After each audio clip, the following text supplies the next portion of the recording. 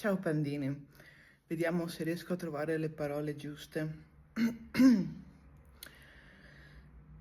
Ho sempre detto, da quando è iniziato l'anno,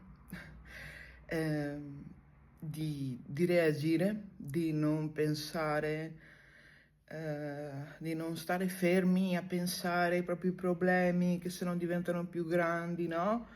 Solite cose motivazionali che motivano anche me, se le dico.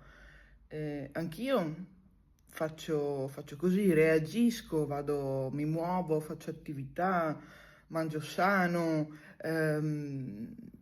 cerco di coltivare tutti i miei interessi, la mia salute, le visite, l'ospedale, cerco di...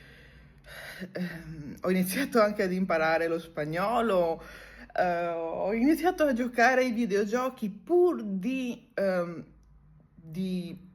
non pensare alle cose molto brutte e problematiche come ho fatto negli ultimi anni.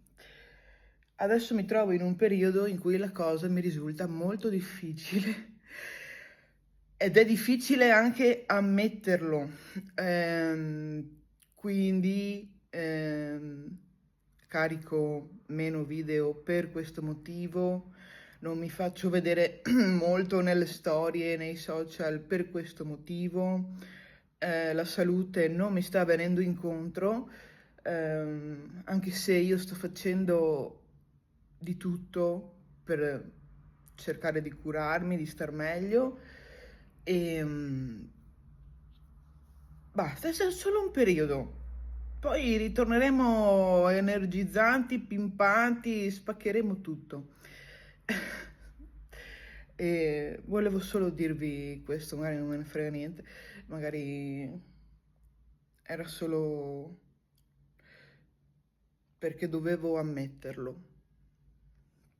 Vi voglio bene, grazie per tutto l'affetto che mi state dando.